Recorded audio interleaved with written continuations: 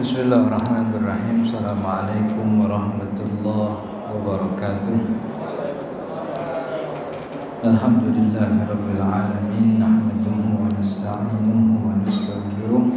Allahumma shalli wa sallim wa barik ala sayyidina Muhammadin amma ba'du. Para jemaah Bapak Ibu yang dirahmati Allah, alhamdulillah kita bersyukur siang hari ini kita diberi nikmat oleh Allah sehingga bisa berkumpul, bisa bersilaturahmi, sekaligus juga bisa menunaikan salah satu kewajiban kita, yaitu sholat zuhur berjamaah, kemudian dilanjut dengan ta'lim, mempelajari ilmu agama. Kita berharap dan berdoa kepada Allah, mudah-mudahan apa yang kita pelajari jadi ilmu yang bermanfaat, sekaligus jadi tambahan amal ibadah kita di akhirat. Amin ya rabbal alamin. Para jemaah Bapak Ibu yang dirahmati Allah, jadi kita lanjutkan kajian kita daripada pekan lalu, masih membahas tentang rukun sholat. Ya, mudah-mudahan pertemuan ini rukun sholat selesai. Jadi di pekan akan datang kita masuk tentang puasa. Jadi kebetulan puasa besok saya dijadwalkan di hari yang sama, hari Selasa, minggu depan insya Allah.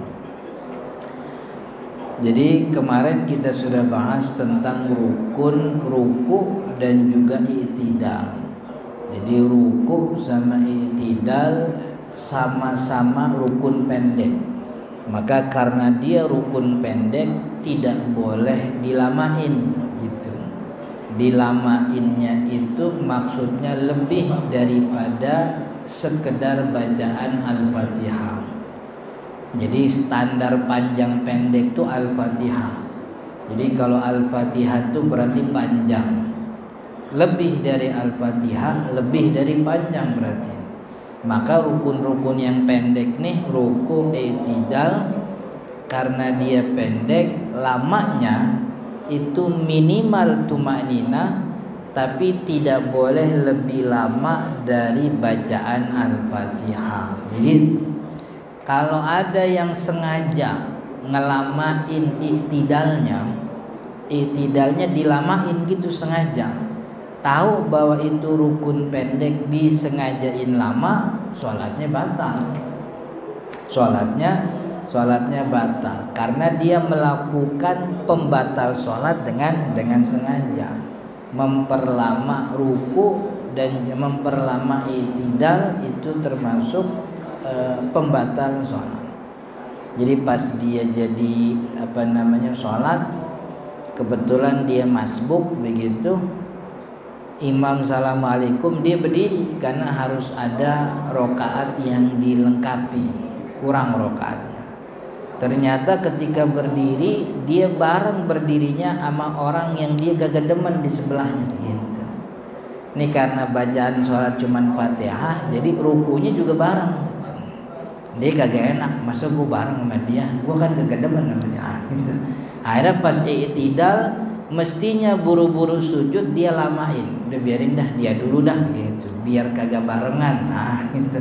Jadi i'tidalnya dilamain sebab karena tidak ingin berbarengan sama yang sampingnya. Sengaja itu memperlama, sholatnya batal begitu. Itu ruku, i'tidal, rukun ruku dan juga i'tidal, nomor 6, rukun 5 dan 6. Sekarang rukun yang ketujuh.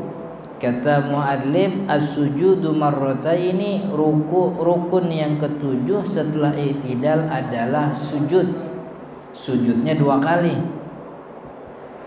Wa aqalluhum, paling minimal bentuk sujud itu ayyadha'a ba'da basyarati jabhatihi ala musallahu, yaitu dia menaruh sebahagian kecil daripada jidatnya di tempat sholatnya. Artinya mungkin nggak mesti sejidat-jidatnya nempel begitu. Karena kan ada orang yang jidatnya lumayan lebar kan ya. Kalau semuanya kudu nempel kan susah gitu. Jadi kudu jadi kayak ulekan itu pala.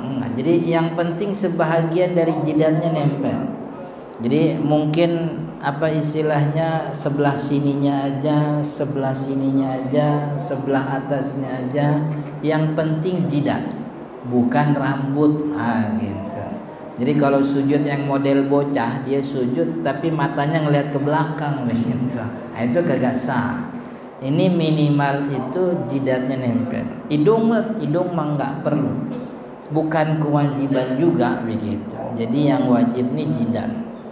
Minimal sebahagian daripada jidat ini harus ada yang nempel ke tanah. Berarti kalau dia yang nempel cuman hidung sah, kagak sah. Kalau sujud yang nempel hidung doang kagak sah. Itu bukan sujud namanya. Yang namanya sujud itu jidatnya menempel kepada tempat-tempat sholatnya. Wa syartuhu, dan syaratnya nih, syarat sujud biar dikatakan sah, yang pertama tumakninah. Jadi sujudnya ini harus ada tumakninahnya. Tumakninah. Jadi kemarin kita bilang tumakninah itu diam setelah bergerak. Setelah pergantian rukun dia diam. Berapa lama tumakninah itu harus diam? Diamnya tumakninah itu minimal bacaan subhanallah, sekedar bacaan tasbih subhanallah, begitu. Itu tumakninah. Jadi Allahu Akbar diam 1, 2. Kan tumakninah tasbih itu kira-kira 3 detik dah, 3 atau 4 detik. Allahu Akbar 1, 2, 3, 4 baru bangun begitu. Jadi kalaupun ketika sujud nggak baca apa-apa ya nggak ada masalah. Karena yang rukunnya itu bukan bacaan, yang rukunnya itu tumakninahnya. Jadi walaupun dia diam maka sah itu sujudnya. Tapi kalaupun dia baca cuman buru-buru sehingga gak ada tumakninah, Allahu Akbar subhanarabbiyal azim. Itu kan kecepatan tuh. Kan ya, Allahu Akbar subhanarabbiyal azim. Enggak ada tumakninahnya. Jadi meskipun dia tidak baca, kalau diam seukuran tumakninah, seukuran tasbih, sholatnya sah. Karena yang jadi rukun bukan bacaannya, yang jadi rukun adalah tumakninahnya. Tapi bacaan tasbih ketika sujud tuh bisa jadi ukuran tumakninahnya udah dapat apa belum begitu. Jadi pas dia sujud makanya bacanya biasa aja begitu. Allahu Akbar subhana rabbiyal a'la wa bihamdi. Sekali aja udah dapat itu tumakninah. Karena seukuran tasbih kan, dia udah baca tasbih subhana rabbiyal a'la wa bihamdi. Udah 4 detik lebih itu. Jadi makanya seukuran ketika dia baca, bacaannya itu sudah cukup sebagai ukuran tumakninah. Itu syarat yang pertama. Syarat yang pertama harus ada tumakninah. Ini syarat kudu terpenuhi. Kalau sujud syaratnya tidak terpenuhi, ini belum beres ini sujudnya. Pertama tumakninah. Yang kedua wad'u juz'in min rukbatayhi, meletakkan kedua lututnya di atas tanah. Jadi lututnya kudu nempel. Maka kalau ada orang sujud jidatnya doang nempel, lutut kagak nempel, itu dia lagi olahraga itu. Lagi itu pelajaran penjaskes yang keberapa itu yang dengkulnya lurus gitu. Dengkulnya lurus, palanya nempel tanah. Maka dia harus dengkulnya nih, 2 dengkulnya, kedua lututnya harus nempel. Kemudian yang ketiga juga syaratnya wa juz'in min butuni kaffaihi, sebahagian daripada telapak tangannya. Jadi lututnya nempel tanah, kedua telapak tangan nempel. Yang nempel yang mana? Yang mana aja? Ini jari jemarinya doang nempel sah, atau bagian dalamnya doang sah, atau cuman 3 jarinya doang sah, nggak ada masalah. Atau bahkan 1 jari aja nempel gitu. Tapi yang pasti kagak boleh begini nih. Nah, ini kagak sah nih, nempel atau doang. Udah nyatu, ini bukan bagian dalam ini. Ini yang syaratnya itu bagian dalam telapak tangan. Ini bagian dalam dulu kita udah ajarin. Ini bagian dalam begini nih. Ini kalau kita tempelin telapak tangan, yang kagak kelihatan nih bagian dalam. Yang kelihatan bagian luar. Ini bagian luar nih, ujung-ujung jari. Maka orang kalau sujud begini tangannya kagak sah. Karena yang jadi syarat itu bagian dalam telapak tangan. Gitu. Nabi Muhammad kan yang nyebut. Kata Sayyidina Ali bin Abi Thalib radhiyallahu an, saya diperintah oleh Nabi Muhammad untuk sujud di atas 7 anggota tubuh. Kata Sayyidina Ali begitu. Lalu Sayyidina Ali ngajarin sama kita, apa aja tuh 7 anggota tubuh nih? Jidat, kemudian kedua telapak tangan, kemudian kedua lutut, kemudian ujung jari, bukan ujung jari, bagian dalam jari jemari kaki, gitu. 1, 2, 3, lutut 4, 5, jari jemari 6, 7 anggota tubuh. Maka itu jadi syarat. Jadi pertama tumaknina, yang kedua lutut nempel tanah, yang ketiga sebahagian daripada jari jemari atau telapak tangan nempel gitu. Jadi telapaknya doang boleh, jari jemarinya aja boleh, 2 jarinya juga nggak apa-apa begitu. Jadi sambil kode sama yang belakang kali dia gitu sholat. Jadi sah tuh. Yang penting bagian dalam. Maka kalau begini kagak sah. Ini bukan bagian dalam nih. Gitu. Kalau sakit Ustaz, kalau sakit beda cerita begitu. Kalau sakit mah beda cerita. Ini kalau dalam keadaan yang sehat-sehat aja. Itu jari jemari sama sekalian tangannya nempel Ustaz begini. Kalau begini sujudnya sah. Karena yang jadi standar kan ini nih, telapak tangan nempel. Ini tangannya nempel tanah nggak ada masalah. Cuman memang ulama memakruhkan. Jadi kalau tangan sekalian nempel begini, ini hukumnya makruh. Sah sujudnya sah begitu. Kenapa begini dimakruhkan? Karena ini seperti duduknya anjing gitu. Dalam gerakan sholat dimakruhkan untuk sama gerakannya seperti gerakan binatang. Dan sepanjang hayat Nabi Muhammad gak pernah sujudnya begitu gitu. Maka karena tidak pernah dicontohkan, itu dimakruhkan. Wa asabi'i rijlaihi, dan jari jemari kakinya. Nah itu jari jemari. Jadi bagian dalam jari jemari ditekuk. Semuanya Ustaz, 1 aja. Jadi semuanya bagus kalau bisa, cuman minimal 1 aja, jempol aja, kelingking aja. Pokoknya dari 5 jari jemari itu ada 1 yang ketekuk, yang dianya hadapnya ke kiblat, dia ditekuk. Itu emang syarat begitu. Kecuali kalau orang sakit beda lagi tuh. Kan ya, habis jari jemarinya habis kepentok misalnya. Kan ya kalau ditekuk kan sakit. Tapi kalau yang sehat maka harus ditekuk begitu.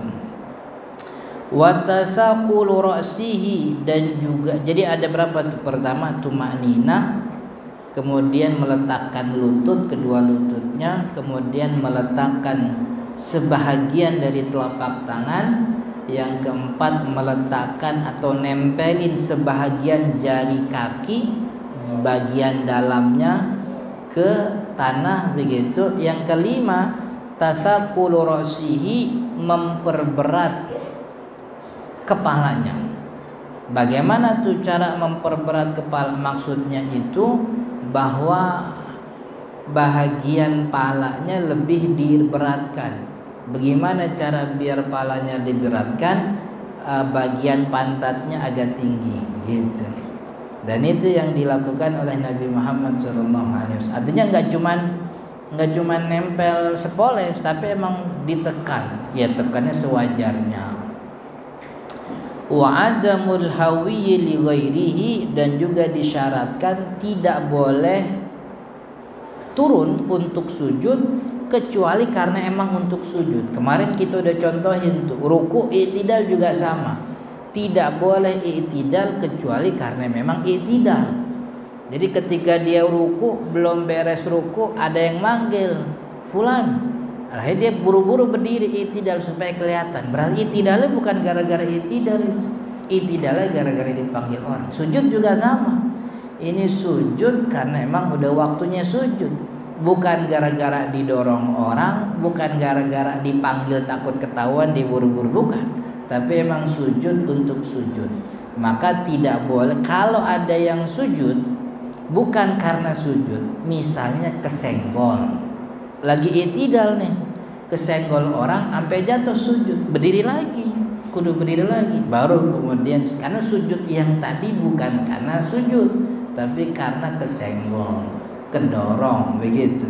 Falau saqata ala wajhihi wajabal audu ilal i'tidal. Tuh, begitu kata Syekh Mu'allim, kalau seandainya dia jatuh dan jatuhnya pas seperti orang sujud, yang mana palanya jatuh, mukanya jatuh di atas tanah, wajabal audu, dia wajib balik lagi ke posisi i'tidal, begitu. Karena agar terhindar daripada sujud bukan karena sujud, begitu. Ini sujudnya tidak boleh karena sebab yang lain, tapi sujudnya karena memang gerakan sholat kita emang udah waktunya sujud, gitu. Itu yang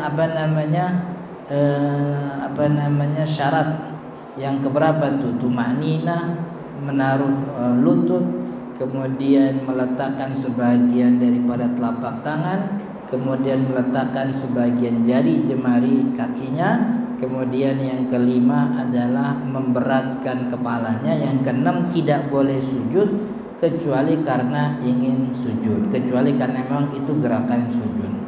Wartifa'u asafirihi ala a'alihi, dan juga disyaratkan bagian belakang badannya, maksudnya pantatnya, lebih tinggi daripada kepalanya. Ini otomatis kalau sujudnya ditekankan sedikit, itu pantatnya mesti naik. Kalau pantatnya naik, itu mesti palanya lebih neken, begitu. Itu udah sesuatu yang otomatis terjadi. Orang nggak mungkin pantatnya udah naik tapi jidatnya nggak neken, tuh nggak mungkin, begitu.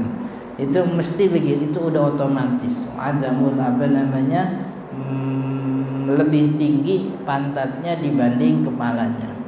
Wa adamus sujud, nah ini penting nih, syarat yang ketujuh, adamus sujud ala syai'in yataharraku biharakatihi. Tidak boleh sujud di atas sesuatu yang dia bawa sendiri dan gerakannya bergerak dengan gerakan dia. Kayak misalnya kita bawa sorban, ini sorban ini bergerak dengan gerakan kita, beda sama sejadah. Kalau sejadah kan kita berdiri, ruku, sejadah begitu-gitu aja. Berarti sejadah ini benda yang bukan kita bawa. Yang kagak boleh itu sujud di atas benda yang kita bawa, yang bergeraknya sesuai dengan gerakan kita. Sorban itu bergerak dengan gerakan kita. Kita ruku dia turun, kita berdiri dia naik, kita sujud dia turun juga. Benda yang kita bawa nggak boleh kita sujud di atas itu. Sorban kita bawa ke sorban, lalu sujudnya di atas sorban nggak boleh, nggak sah, gitu. Bukan cuma sorban, kalau di Indonesia ini mic ini juga kadang-kadang nih. Mic kadang-kadang juga sering menghalangi bagian sujud. Ya kalau micnya sebaris doang sih kan nggak ada masalah. Artinya kan misalnya nih mic cuma satu baris doang, lah bagian jidat yang lain masih nempel tanah, begitu. Tapi kalau kertas dia sorban, kemudian selendang, atau tangannya sendiri, ya nggak boleh itu. Sujud di atas tangannya sendiri nggak boleh itu. Kecuali perban bagi orang yang memang khawatir kalau dibuka membahayakan lukanya. Hansaplas misalnya ditutupin sama dokter begitu. Kenapa dok? ini nanti kalau kena infeksi, kalau kena debu ini jadi lama infeksi makin parah, maka ditutupin. Boleh sujud di atas Hansaplast, bendanya kita bawa, tapi nggak mungkin dilepas karena membahayakan. Begitu perban, begitu. Jadi sorban, mukena kalau orang perempuan, begitu, kemudian selendang. Pokoknya benda-benda yang kita bawa di dalam sholat dan bergerak dengan gerakan kita, itu sujudnya tidak sah. Kalau orok gimana Ustaz? Tergantung oroknya. Kalau kan orang ada sholat yang oroknya digendong pas berdiri, pas ruku diturunin, artinya kan dia tidak bergerak dengan gerakan kita nih, si bayi ini. Maka ketika dia sujud, dia taruh tangannya tuh iseng kan begitu. Papahnya, tempat sujudnya ditutupin. Akhirnya papahnya sujud di atas tangan, nggak apa-apa. Karena nih bayi tidak bergerak dengan gerakan yang sholat. Tapi beda cerita kalau bayi itu diikat terus-terusan, digendong terus-terusan, nggak pernah turun, terus-terusan digendong, pakai gendongan. Ketika dia sujud, tangannya bayi taruh itu. Dia sujud di atas tangan baik, kagak sah, gitu. Jadi yang jadi standar tuh adalah benda yang kita bawa bergerak dengan gerakan kita. Maka kalau sejadah nggak ada masalah, karena sejadah makan kita tidak bawa, sejadah kita injek kan begitu. Dia nggak bergerak dengan gerakan kita, jadi nggak boleh itu. Makanya tidak boleh sujud di atas rambut. Ini rambut nih, begitu, ngalangin, karena rambut bagian dari tubuh kita. Tapi kalau sujud di atas kaki orang gimana Ustaz? Masjid saking ramehnya nih, apalagi ntar tarawih pertama begitu. Kemarin aja hari Minggu pemakaman tuh kayak tempat wisata, rameh banget, masya Allah. Iya, kemarin ada gak yang ke makam hari Sabtu Minggu tuh? Kayak tempat kayak Cibodas Lebaran H-3, H+3 tuh, rameh banget tuh. Itu pemakaman gitu, sampai orang kampung kagak bisa jalan tuh, ramai banget. Ini saking ramainya taraweh, nggak ada tempat sujudnya, yang ada sujud di atas betis orang, nggak ada masalah, karena betis orang bukan bagian yang kita bawa, gitu. Dia bukan bagian dari tubuh kita, dan betisnya kan nempel tanah, betisnya dia, kakinya, maka nggak ada. Dan itu pernah difatwakan oleh Sayyidina Umar bin Khattab kepada orang-orang ketika terjadi itu berdesakan begitu, maka sujud di atas betis orang pun tidak ada masalah, begitu. Itu syarat yang ketujuh tuh, tidak boleh sujud di atas benda, artinya jidatnya ini tidak boleh nempel kepada benda yang dia bawa sendiri. Memang dalam hal ini ada pandangan berbeda dari Imam Ahmad bin Hambali. Mazhab Hambali bilang kalau sujud di atas sorban yang kita bawa nggak apa-apa, karena dulu sahabat-sahabat Nabi itu pernah sujud di atas kum. Tahu gak kum? Orang Arab pakai gamis. Itu gamis tuh, ini lubang tangannya kan ada yang gede banget. Ini lubang tangan ini namanya kum. Daripada bahasa mereka nih, ini gamisnya ini jubah, lubang tangannya namanya kum. Tuh kumnya biasa lebar-lebar tuh. Itu masukin bocah 2 muat itu kum, orang Arab ya kan ya. Nah dulu beberapa orang sahabat ketika waktu zuhur saking panasnya itu Nabawi, karena nggak ada atapnya, akhirnya ketika sujud kumnya itu digelar sama dia, ini tangan kumnya digelar sama dia sujud di atas kum begitu. Nabi Muhammad ngeliat, tapi Nabi Muhammad tidak menegurnya. Maka kata Imam Ahmad, oh berarti nggak ada syarat harus sujud di atas, nggak boleh ada benda tuh, enggak gitu. Kata Imam Syafi'i, kagak disebut sujud kalau nempel barang yang dia bawa. Lalu gimana itu sahabat Nabi dulu sujud di atas kum? Oh itu keadaan darurat, emang lagi panasnya panas banget. Kan kita juga ngebolehin orang-orang yang punya luka di pala pakai perban, boleh sujud di atas perbannya. Yang punya Hansaplast nih kata dokter nggak boleh dibuka, boleh, nggak apa-apa begitu. Kalau dalam keadaan darurat mah nggak ada masalah. Itu kasus di mana sahabat-sahabat Nabi gelar kumnya, itu emang lagi panas banget, dan itu kagak terjadi tiap hari. Sahabat Nabi kagak tiap hari begitu, itu kondisi emang lagi saking panasnya. Makanya beberapa sahabat gelar itu kumnya sujud di atas kum. Jadi kata Imam Syafi'i, kita kembali ke hukum asalnya bahwa sujud nempel tempat sujud, tidak boleh di atas benda yang kita bawa. Kalaupun ada itu karena darurat. Sebagaimana lagi sujud telapak kakinya malah lurus, kagak ditekuk jari-jari, sah, nggak ada masalah. Kalau emang darurat, artinya kalau lagi sakit. Tapi kalau nggak sakit, nah itu tuh kudu, itu yang namanya kudu ditekuk begitu. Itu syarat yang syarat yang ketujuh. Berarti udah nih 7 syaratnya. Yaitu pertama tumaninah, kemudian yang kedua sujud di atas dia meletakkan sebahagian lututnya diletakkan, kedua lututnya, kemudian sebahagian telapak tangannya juga nempel, kemudian jari jemari kakinya nempel bagian dalam, diberatkan kepalanya, tidak sujud kecuali karena memang sujud, begitu pantatnya lebih tinggi daripada kepala, dan tidak sujud di atas benda yang dia bawa. Ada 8. Ada 8. Wasamidu, dan yang ke-8, rukun yang ke-8 al-julus baina sajadataini, duduk di antara 2 sujud. Syaratnya apa? Pertama tumaninah.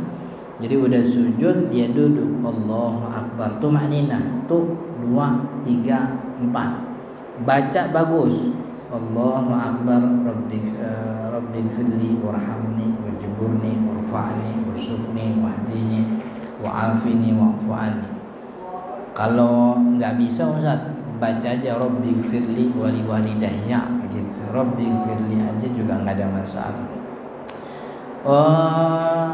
Tumanina wa alla yutawwilahu walal i'tidal. Nah, ini tadi sama nih kayak i'tidal. Jangan diperlama sebagaimana i'tidal karena di rukun pendek. Jadi ketika duduk jangan diperlama. Secukup dia baca doa tersebut. Jangan lama selama bacaan surat Al-Fatihah. Wa alla yaqsida birraf'i ghairahu, dia tidak berdiri, dia tidak duduk kecuali karena memang untuk duduk di antara 2 sujud. Falau rafa'a faza'an. Nah, ini bagus nih kalimatnya nih. Kalau seandainya ada orang yang duduk dari sujud faza'an min syai'in, gara-gara kaget dengar sesuatu gitu. Lagi sujud, kemudian ada centong jatuh, dia duduk, nah gitu. Itu enggak cukup untuk dikatakan. Terus gimana? Balik lagi ke sujud, begitu, kemudian baru kemudian duduk. Itu karena duduk yang tadi bukan gara-gara duduk, tapi duduk yang tadi karena sebab kaget. Kaget kagak boleh ada di dalam sholat begitu. Maka yang tadi diulang begitu. Kemudian yang ke-9 tasyahud akhir, yaitu tasyahud akhir itu tahiyat akhir. Ini rukun. Tahiyat awal bukan rukun, kalau tahiyat akhir yang rukun. Wa aqalluhu, dan bacaan paling minimal. Kalau kita kan dia biasa bacaan yang lengkap tuh. At-tahiyatul mubarakatus shalawatut thayyibatu lillah. Assalamu alayka ayyuhan nabiyyu wa rahmatullahi wa barakatuh. Assalamu alayna wa ala ibadillahis shalihin. Asyhadu an la ilaha illallah wa asyhadu anna Muhammadar Rasul. Ini 4 bacaan tasawuf. Tapi 4 ini bisa ada versi minimalnya. Minimalnya yang pertama at-tahiyatu lillah. Kan kalau panjangnya at-tahiyatul mubarakatus shalawatut thayyibatu lillah. Ini yang pertama diganti pakai at-tahiyatu lillah, cukup. Yang kedua assalamu alayka ayyuhan nabi wa rahmatullahi wa barakatuh, diganti salamun alayka ayyuhan nabi wa rahmatullahi wa barakatuh. Kemudian yang ketiga assalamu alayna wa ala ibadillahis shalihin. Assalamnya boleh diganti salamun alayna wa ala ibadillahis shalihin. Kemudian yang keempat syahadat. Syahadat enggak ada tidak ada gantinya begitu. Tapi alhamdulillah kita insya Allah semuanya udah hafal. Jadi apa namanya, wa yushtaratu, dan syaratnya tasyahud akhir mualah, yaitu nyambung. 4 bacaan ini kudu nyambung semua. Jadi jangan ada jeda. At-tahiyatul mubarakatuh shalawatut thayyibatu lillah. Didiam dulu gitu. Gitu. Diam dulu. Kalau diamnya sengaja maka tahiyatnya kudu diulang gitu. Kudu diulang karena syarat tahiyat itu mualah. Duduknya itu harus nyambung. Bacaannya ketika itu harus nyambung. Wa ayyakuna bil arabiyah, dan harus dengan bahasa Arab, nggak boleh diterjemahin. Kalau yang nggak bisa Ustaz, belum hafal, baca al-baqiyatus shalihat, subhanallah alhamdulillah wa la ilaha illallah wallahu akbar. Kalau nggak bisa baca subhanallah alhamdulillah wa la ilaha akbar, bisanya cuma subhanallah aja. Diulang-ulang aja subhanallah subhanallah subhanallah sampai imam salam ikut salam. Tapi dia punya kewajiban untuk belajar, wajib belajar. Jadi di luar sholat dia wajib belajar, itu tahiyat. Kemudian yang ke-10 nih kita habisin al-qu'ud, duduk tasyahud akhir. Jadi duduk tasyahud akhirnya juga rukun. Kemudian yang ke-11, rukun yang ke-11 as-salatu 'alan nabi ba'dahu qaidan, salawat kepada Nabi Muhammad setelah tasyahud akhir. Itu rukun. Asyhadu an la ilaha illallah asyhadu anna Muhammadar Rasulullah. Allahumma shalli ala Muhammad wa ala ali Muhammad. Allahumma shalli ala Muhammad aja udah cukup begitu. Allahumma shalli ala Rasulillah cukup. Allahumma shalli ala Nabi cukup. Cuman yang paling bagus Allahumma shalli ala Muhammad wa ala ali Muhammad. Lebih bagus lagi pakai salawat Ibrahimiyah. Allahumma shalli ala Muhammad wa ala ali Muhammad kama shallaita ala Ibrahim wa ala ali Ibrahim wa barik ala Muhammad wa ala ali Muhammad kama barakta ala Ibrahim wa ala ali Ibrahim fil alamin innaka Hamidum Majid. Cuman kelamaan, biasanya lama, jarang yang baca gitu. Makanya yang paling minimal Allahumma shalli ala Muhammad wa ala ali Muhammad bagus gitu. Muhammadnya diganti Allahumma shalli ala Nabi boleh. Muhammadnya diganti Allahumma shalli ala Rasul boleh. Yang penting sholawat kepada Nabi. Yang kagak boleh diganti Allahumma sholli-nya kagak boleh diganti. Allahumma sholli alanya jangan diganti gitu. Allahumma sholli alanya itu yang tidak boleh diganti. Maka Sayyidina apa enggak Ustaz? Kalau mazhab Syafi'i maka Sayyidina sunnah, enggak apa-apa. Allahumma sholli ala Sayyidina Muhammad enggak apa-apa. Karena Sayyid adalah sebutan yang disebut oleh Allah untuk para nabinya dalam Al-Quran. Dan Sayyid juga disebutkan oleh Nabi Muhammad untuk dirinya. Nabi Muhammad mengatakan ana sayyidu waladi Adam. Saya adalah sayyidnya manusia, tuan-tuan, saya tuannya manusia nanti di hari kiamat wala fakhr. Saya ngomong kayak gini bukan kesombongan, begitu kata Nabi. Jadi kan orang bilang kalau boleh pakai sayyidina tambahin aja sekalian Allahumma sholli ala sayyidina wa maulana. Wah, enggak begitu juga kita. Itu kita pakai apa yang disebutin sama Nabi Muhammad. Karena ini sholat, omongannya kagak boleh omongan orang, harus wahyu. Dan gelar yang Nabi Muhammad sebut untuk dirinya Sayyid, begitu. Itu pernah disebut oleh Allah dalam Al-Quran Sayyidan wa Hasura, dan Sayyid juga pernah disebut oleh Nabi Muhammad untuk diri. Maka kita pakai Sayyid. Kalau Nabi Muhammad makainya Habib, kita pakai Habib, kan begitu. Ini bukan soal kalau gitu tambahin Sayyidina wa Habibina wa Maulana wa Syafi'ina. Kagak jadi tahiyat, itu namanya sambutan dia, begitu. Dimakai nama yang disebut sama Nabi Muhammad. Kemudian yang ke-12, rukun ke-12 adalah salam. Wa aqalluhu, minimal salam itu assalamu alaikum. Assalamu alaikum. Assalamu alaikum. Jadi ketika orang sholat selesai assalamu alaikum, kentut, waduh beres ya. Sholatnya udah alhamdulillah udah selamat gitu. Karena kentutnya keluar pas habis kum. Kalau belum kum udah keluar, habis ya sholatnya batal itu. Ngulang dari awal, rugi itu 4 rakaat gitu. Kemudian yang ke-13 adalah tertib. Jadi dari 1 sampai 13 tadi dilakukan secara tertib. Tidak boleh tidak boleh ada yang mendahului yang mestinya didahului. Ruku duluan, jangan sujud duluan, gitu.